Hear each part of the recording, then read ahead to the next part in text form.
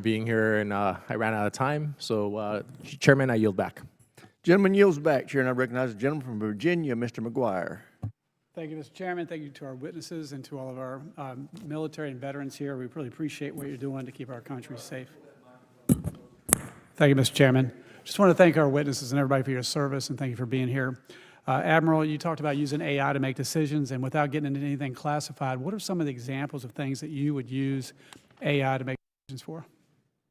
So at the tactical level, the application of AI for swarming drones, the ability to optimize a force against another force at the tactical level is an AI force in employment, down to make fewer weapons at mass be more effective against more targets.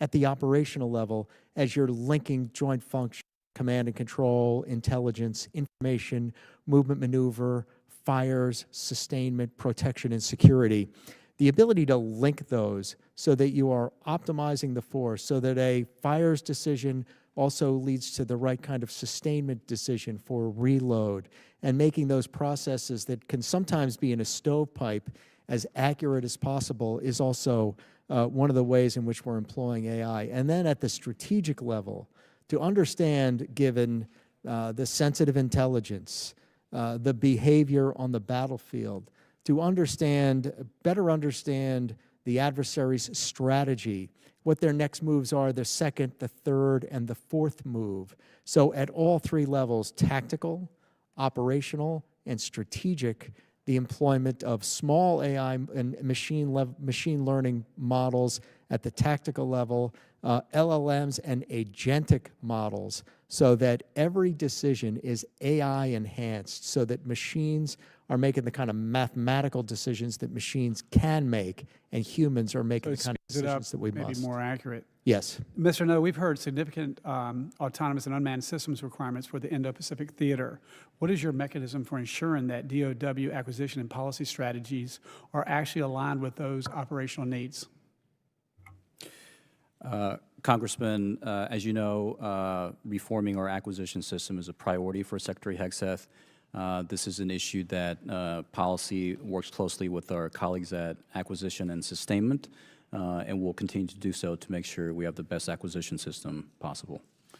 Admiral, there are significant unmanned surface vessels in the President's budget for next year. You've been a proponent of USVs for a while. Have you developed a concept of operations for use of those USVs and how you will integrate them into manned fleet operations?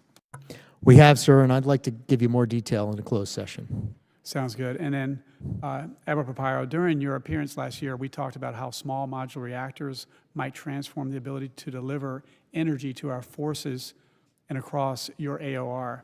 How would you leverage a Project Pele scale deployable reactor in the first and second islands chains?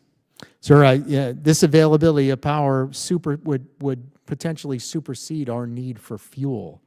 And so having small modular reactors that can deliver reliable power in a distributed fashion, I think is just going to make us more resilient from a sustainment standpoint.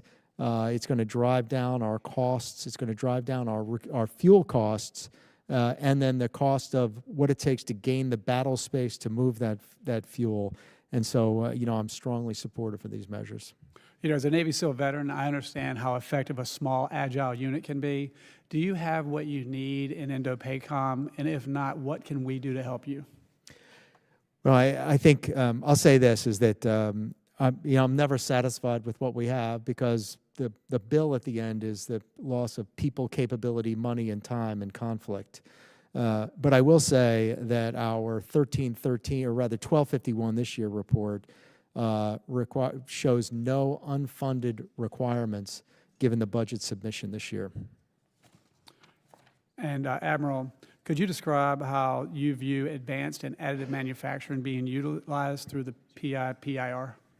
Piper is a really important initiative for us to gain this resilience. And additive manufacturing, this is advanced manufacturing, better metallurgy, faster, on demand, and local. And so this is the future, is AI-enabled advanced additive manufacturing. There are numerous companies in the United States that are mastering this right now and getting the technical community to approve of the methods and to approve in advance these advanced parts forward is going to be critical for this. Thank you. I yield back. Gentleman yields back. Chair, and I recognize the gentleman from Massachusetts, Mr. Moulton. Thank you very much, Mr. Chairman. To all of you sitting up there, when you signed up to serve, many of you a long time ago, I imagine your vision of service was not this, sitting in a hearing room. It's nonetheless important, so thank you for doing this work. Dr. No, President Trump has talked a lot about his burgeoning relationship with China. Do you think that President Biden or President Trump is stronger on China? Congressman, I think President Trump's record on China speaks for itself. If you look at what the Department of War has been doing for the past year plus in terms of our posture, in terms of being ready to deter any adversary, and if necessary, responding to any crisis or contingency, I think the record speaks for itself. So do you think it was a good idea for him to give in to China and sell them all the AI chips that not only the Biden administration, but the first Trump administration had prevented them from buying? Sir, on the issue of chips, the Department of Commerce is in lead on that issue. And I'm just asking you, do you have an opinion?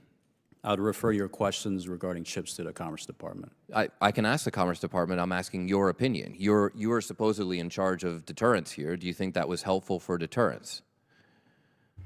Congressman, we're doing everything we can to make sure our deterrence posture... Really? Because I think if you were stopping the chip sales, that would help.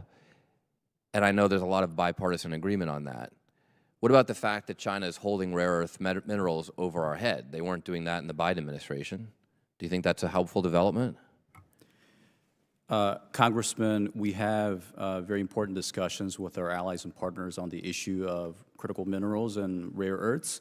I do think it's in our interest to have more secure supply chains for critical minerals and rare earths. Well, I would agree. I think China's put us in a bind here. What do you think about the fact that people refer to President Trump as the taco president because of the way he gave in on tariffs? He put huge tariffs on China, and then when he felt some pain at home, he gave in. Do you think that helps deterrence? Congressman, I'll repeat what I said earlier, which is the Department of War is doing everything it can to make sure our deterrence posture is in the strongest place possible. So if you're doing everything you can, do you think that the national security strategy